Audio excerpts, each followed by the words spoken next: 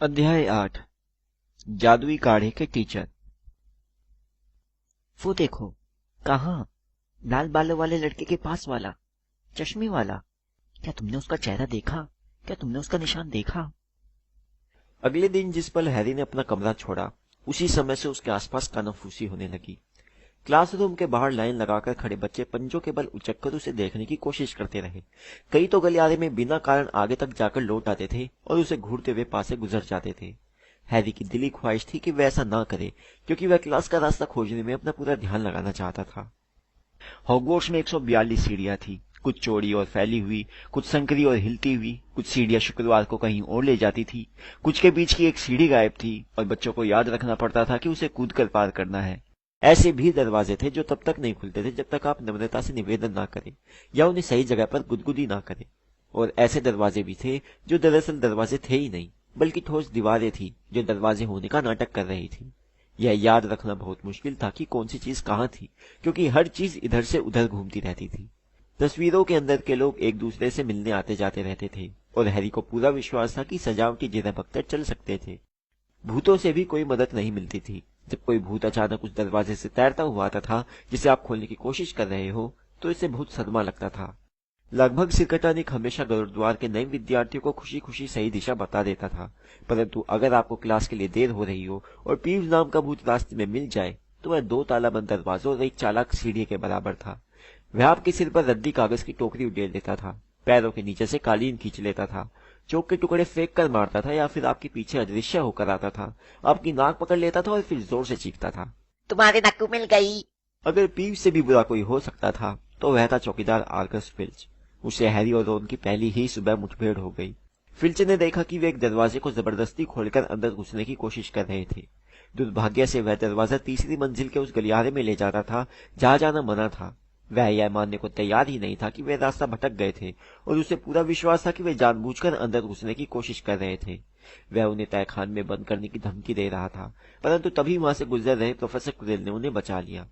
Filch के पास एक बिल्ली थी जिसका नाम था मिसेस नॉरिस, जो दुबली पतली और धूल के रंग की थी। फिल्च की तरह उसकी आंखें भी लैंप जैसी दिखती थी और बाहर को निकली हुई थी। वह अकेली गलियारों की रखवाली करती थी। अगर उसके सामने कोई नियम तोड़ा, लाइन के बाहर एक कदम भी रखा, तो वह फौरन फिल्च के पास पहुंच जाती थी, जो 2 सेकंड बाद हाफता हुआ टपक पड़ता था। फिल्च को स्कूल के खुफिया रास्तों के बारे में सबसे ज्यादा जानकारी थी, शायद वीजली बंधुओं को छोड़कर, और इसलिए वह किसी भूत की तरह अचानक टपक सकता था। सभी विद्यार्थी फिल्च से नफरत करते थे और कईयों की तो दिली ख्वाहिश थी कि मिसेस नॉरिस को कसकर एक लात मार दी जाए। और फिर अगर आप कमरा खोजने में कामयाब हो भी जाए तो उसके बाद पढ़ाई का संकट था। हैरी को जल्दी ही पता चल गया कि जादू सीखने का मतलब सिर्फ छड़ी हिलाना और कुछ अजीब से शब्द बोलना ही नहीं है।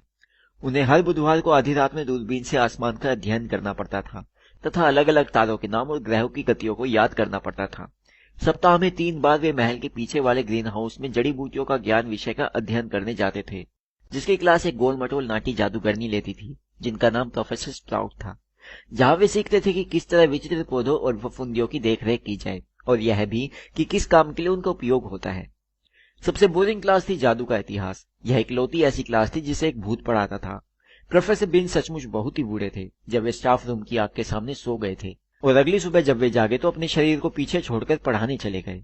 बिन्स बोलते रहते थे, लगातार बोलते रहते थे, जबकि विद्यार्थी नाम और तारीखें लिखते जाते थे तथा एम्ब्रिक दी इविल और यूरिक दी ऑडबोल के नाम उलट पुलट देते थे। सम्मोहन के टीचर प्रोफेसर फ्लिटविक एक बोलने से जादूगर थे जिन्हें अपनी डेस्क के बाहर देखने के लिए किताबों के ढेर पर खड़े होना पड़ता था। अपनी पहली क्लास की शुरुआत में उन्होंने रजिस्टर खोला और जब वे हैरी के नाम पर पहुंचे तो उनके मुंह से रोमांच भरी चीख निकली और वे नजरों से ओझल हो गए। प्रोफेसर मैगोनिगल सबसे अलग थी। हैरी ने सही सोचा था कि वे ऐसी टीचर थी जिनसे पंगा नहीं लेना चाहिए। वे सख्त और बुद्धिमान थी तथा पहली क्लास में ही उन्होंने विद्यार्थियों को अच्छी तरह से समझा दिया। रूप परिवर्तन एक बहुत ही मुश्किल और खतरनाक जादू होता है जो आप हॉगवर्ट्स में सीखेंगे, परंतु अगर मेरी क्लास में किसी ने गड़बड़ की तो वह यहाँ से गायब हो जाएगा और फिर कभी लौटकर नहीं आ पाएगा। मैंने आपको चेतावनी दे दी है। फिर उन्होंने अपनी डेस्क को स्वर में बदल दिया और एक बार फिर डेस्क में। सभी इससे बहुत प्रभावित हुए और वे भी ऐसा करने के लिए उतावले हो रहे थे, परंतु जल्दी ही उन्हें पता चल गया कि वे काफी लंबे समय तक फर्नीचर को जानवरों में नहीं बदल पाएंगे। बहुत से मुश्किल नोट्स बनाने के बाद हर विद्यार्थी को माचिस की एक तीली दी गई और कहा गया कि वे उसे सुई में बदलने की कोशिश करें। क्लास के अंत तक केवल हरमाइनी ग्रेंजर ही ऐसी थी जिसने अपनी माचिस की तीली का हुलिया बदलने में सफलता पाई। प्रोफेसर मैगोनिगल ने क्लास को दिखाया कि किस तरह यह सफेद हो गई थी और इसमें नोक निकल आई थी। यह कहते समय उन्होंने हरमाइनी को एक दुर्लभ मुस्कुराहट दी। हर विद्यार्थी सचमुच जिस क्लास का इंतजार कर रहा था वह थी गुप्त कलाओं से रक्षा। पर क्विरिल का लेक्चर एक तरह का मजाक साबित हुआ। क्लास में लहसुन की बुरी बदबू भरी थी। सब कह रहे थे कि यह उस खून चूसने वाले भूत को दूर रखने के लिए थी जिसे क्विरिल रोमानिया में मिले थे, और वे अब भी डरते थे कि वह भूत किसी दिन उन्हें पकड़ने के लिए फिर आ जाएगा। क्विरिल ने विद्यार्थियों को बताया कि उन्हें यह पगड़ी एक अफ्रीकी राजकुमार ने तोहफे में दी थी जब उन्होंने उसे एक सताने वाले जिन्न से बचाया था। पर विद्यार्थियों को उनकी कहानी पर यकीन नहीं हुआ। जब सीमस फिनिगर ने उत्सुकता से पूछा कि किस तरह क्विरिल ने जिन्न से लड़ाई की, तो क्विरिल का चेहरा लाल हो गया और वे मौसम के बारे में बात करने लगे। इसके अलावा विद्यार्थियों ने यह महसूस किया कि क्विरिल की पगड़ी में से एक अजीब बदबू आती थी, और वीजली बंधुओं का दावा था कि पगड़ी में लहसुन भरे हैं ताकि क्विरिल जहां भी जाए सुरक्षित रह सके। हैरी को यह जानकर बहुत राहत मिली कि वह बाकी विद्यार्थियों से मीलों पीछे नहीं था। बहुत से बच्चे मगलू परिवारों से आए थे और उसकी तरह उन्हें भी नहीं मालूम था कि वे जादूगर और जादूगरनियां थे। सीखने को इतना कुछ था कि रोन जैसे लोग भी उनसे बहुत आगे नहीं थे। शुक्रवार हैरी और रोन के लिए एक महत्वपूर्ण दिन था। नाश्ते के लिए बड़े हॉल में नीचे जाते समय वे एक बार भी रास्ता नहीं भटके। आज हमें क्या पढ़ना है? हैरी ने अपने दलिये में शक्कर मिलाते समय रोन से पूछा। नाग शक्ति के साथ जादुई काढ़े के 2 पीरियड हैं, रोन ने कहा। स्नेप नाग शक्ति हाउस के प्रमुख है। लोग कहते हैं कि वे हमेशा उन्हीं का पक्ष लेते हैं। हम अपनी आंखों से देखेंगे कि क्या यह सच है। काश मैगोनिगल भी हमारा पक्ष लेती, हैरी ने कहा। प्रोफेसर मैगोनिगल गरुड़ हाउस की प्रमुख थी, परंतु इसके बावजूद उन्होंने पिछले दिन उन्हें ढेर सारा होमवर्क दिया था।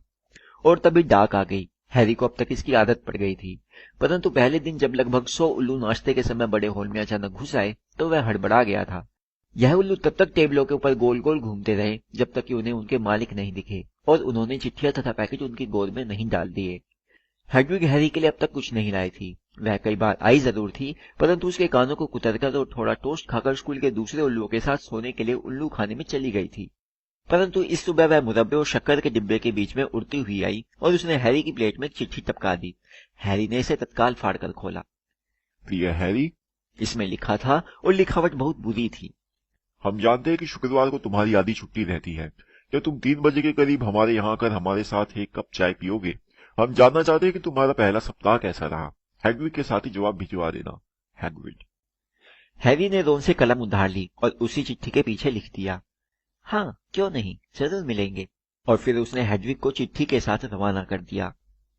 हैरी की किस्मत अच्छी थी कि वह हेडविग के साथ चाय पीने के लिए उत्सुक था, क्योंकि जादुई काढ़े की क्लास उसके लिए अब तक की सबसे बुरी घटना साबित हुई।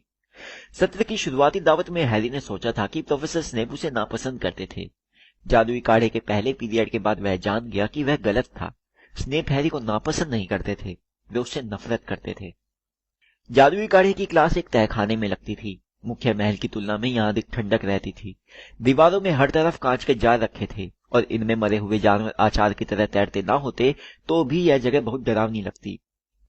फ्लिटविक की तरह स्नेप ने भी रजिस्टर निकालकर क्लास लेना शुरू किया और फ्लिटविक की तरह वे भी हैरी के नाम पर आकर ठहर गए।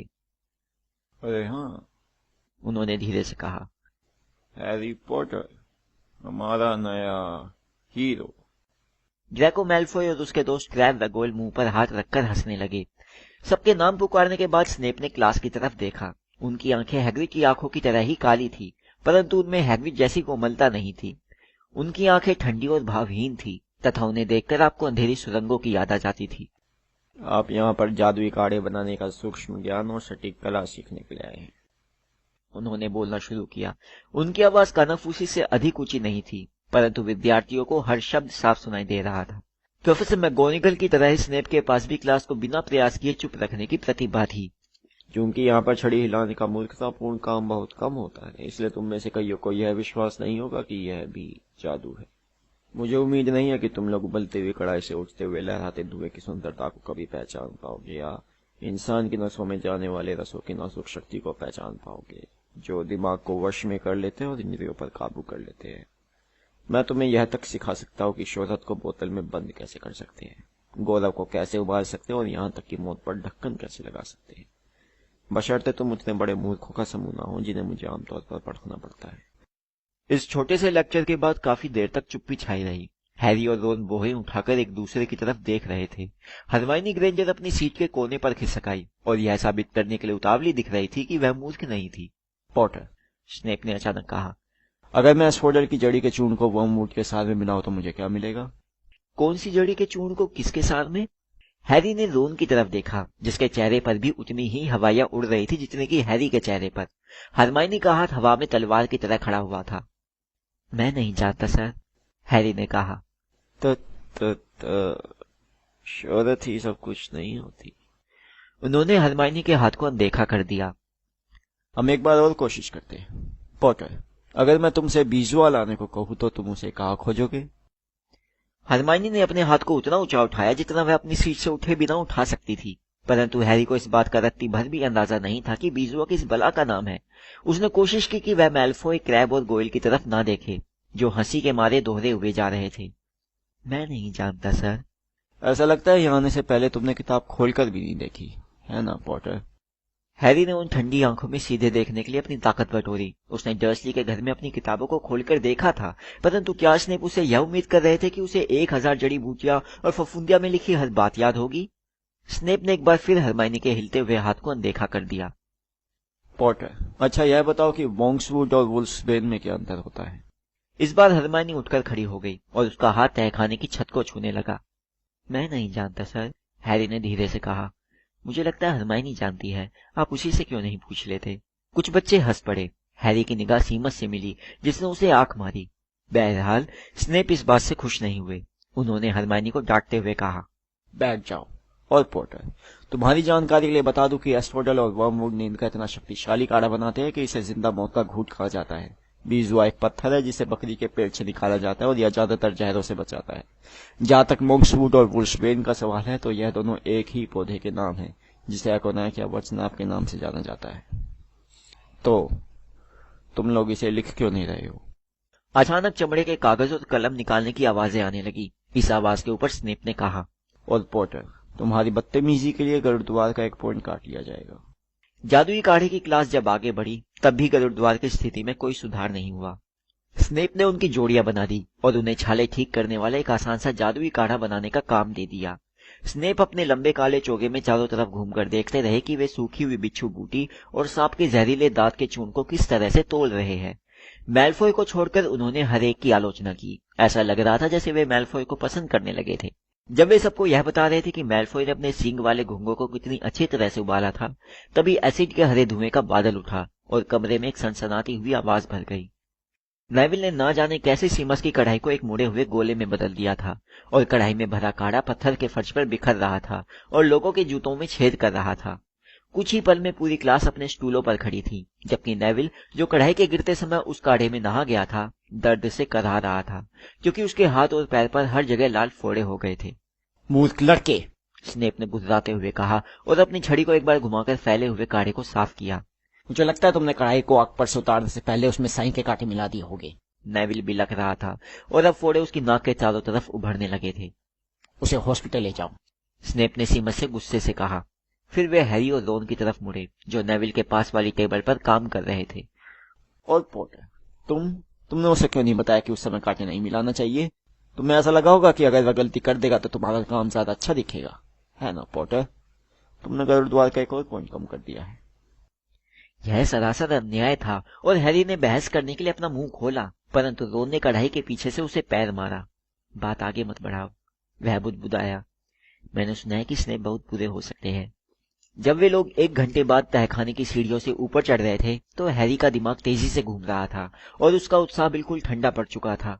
पहले ही सप्ताह में उसने गरुड़द्वार के 2 पॉइंट गंवा दिए थे। स्नेप उससे इतनी नफरत क्यों करते थे? दिल पर मत लो, रोन ने कहा। स्नेप हमेशा फ्रेड और जॉर्ज के भी पॉइंट काटते रहते हैं। क्या मैं तुम्हारे साथ चलकर हैग्रिड से मिल सकता हूँ? 3 बजने में 5 मिनट पर वे लोग महल से निकले और मैदान के पार चल दिए। हैग्रिड अंधेरे जंगल के कोने पर लकड़ी के एक छोटे से घर में रहता था।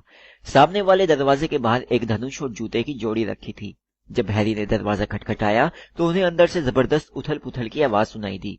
साथ में कुत्ते के कई बार भौंकने की तेज आवाजें भी आई। फिर हैग्रिड की आवाज गूंजी, पीछे हटो फैंग, पीछे। जब हैग्रिड ने दरवाजा खोलकर झांका तो उन्हें दरार में से उसका बड़ा और बालों भरा चेहरा दिखा। रुक जाओ, उसने कहा। पीछे हटो फैंग। उनके अंदर आते समय वह बोअर हाउंड नस्ल के एक विशालकाय काले कुत्ते का पट्टा पकड़े रखने की कोशिश कर रहा था। अंदर केवल एक ही कमरा था। छत से सुअर का सूखा गोश्त और जंगली मुर्गियां लटक रही थी। खुली आग पर एक तांबे की केतली उबल रही थी। एक कोने में एक बड़ा सा बिस्तर था जिस पर पैबंद लगा गद्दा डला था। आराम से बैठो, हैग्रिड ने कहा और फैंग को छोड़ दिया, जो सीधे रोन की तरफ लपका और उसके कान चाटने लगा। जाहिर था हैग्रिड की ही तरह फैंग भी उतना खूंखार नहीं था जितना कि दिखता था। यह रोन है, हैरी ने हैग्रिड को बताया, जो चाय की बड़ी केतली में उबलता हुआ पानी डाल रहा था और एक प्लेट में रॉक केक रख रहा था। एक और वीजली है। हैग्रिड ने रोन के चक्कत्तू की तरफ देखते हुए कहा, हमारी आधी जिंदगी तुम्हारे जुड़वा भाइयों को जंगल से दूर भगाते भगाते गुजरी है। रॉक केक ने उनके दांत लगभग तोड़ दिए, परंतु हैरी और रोन ने ऐसा नाटक किया जैसे उन्हें सचमुच अच्छे लग रहे थे। फिर उन्होंने हैग्रिड को अपनी क्लासों के बारे में बताया।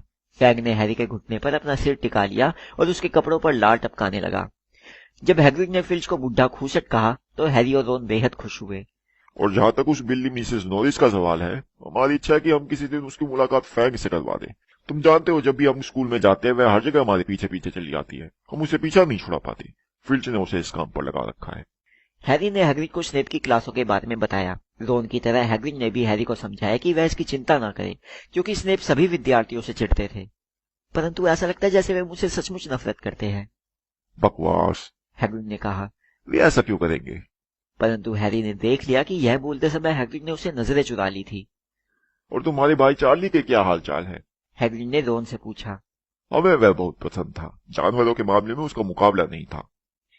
हैरी सोचने लगा कि कहीं हैग्रिड ने जानबूझकर तो विषय नहीं बदल दिया। जब रोन हैग्रिड को चार्ली और ड्रैगनों के उसके काम के बारे में बता रहा था, तो हैरी ने कागज का वह टुकड़ा उठा लिया जो टिकोजी के नीचे टेबल पर पड़ा हुआ था। यह दैनिक जादूगर की कटिंग थी। ग्रिनगॉट में घुसपैठ की ताजा जानकारी। 31 जुलाई को ग्रिनगॉट में हुई घुसपैठ के बारे में जांच चल रही है, जिसके बारे में लोगों का मानना है यह अज्ञात शैतानी जादूगर या जादूगरनियों का काम है। ग्रिनगॉट के पिशाचों ने आज दावे से कहा कि कुछ भी चोरी नहीं किया गया था। जिस तिजोरी को तोड़ा गया था उसे दरअसल उसी दिन पहले ही खाली कर लिया गया था। परंतु हम आपको यह नहीं बताएंगे कि उसमें क्या था, इसलिए फटे में टांग मत डालो, वरना इसका अंजाम आपके लिए अच्छा नहीं होगा, ग्रिनगॉट के पिशाच प्रवक्ता ने आज दोपहर को कहा। हैरी को याद आया कि रोन ने उसे ट्रेन में बताया था कि किसी ने ग्रिनगॉट को लूटने की कोशिश की थी, परंतु रोन ने तारीख नहीं बताई थी। हैग्रिड, हैरी ने कहा, ग्रिनगॉट में घुसपैठ मेरे जन्मदिन पर हुई थी। हो सकता है यह उसी समय हो रही हो जब हम लोग वहां पर थे। इस बारे में कोई संदेह नहीं था कि इस बार हैग्रिड ने हैरी से नजरें बिल्कुल नहीं मिलाई, बल्कि गुदगुदाते हुए उसकी तरफ एक और रॉक केक बढ़ाया। हैरी ने एक बार फिर समाचार पढ़ा। जिस तिजोरी को तोड़ा गया था उसे दरअसल उसी दिन पहले ही खाली कर लिया गया था। हैग्रिड ने तिजोरी नंबर 713 को खाली किया था। अगर आप उसे खाली करना कहे, यानी कि उस गंदे छोटे से पैकेट को बाहर निकालना, क्या चोरों को उसी पैकेट की तलाश थी? जब हैरी और रोन डिनर के लिए महल की तरफ जा रहे थे तो उनकी जेबों में रॉक केक का वजन था, जिन्हें लेने से वे झिझक के कारण मना नहीं कर पाए थे। हैरी ने सोचा कि उसकी क्लासों में उसे सोचने का इतना सामान नहीं मिला था जितना उसे हैग्रिड के साथ चाय पीने में मिला था। क्या हैग्रिड ने वह पैकेट सही समय पर निकाल लिया था? वह पैकेट अब कहाँ था? और क्या हैग्रिड स्नेप के बारे में ऐसा कुछ जानता था जो वह हैरी को नहीं बताना चाहता था?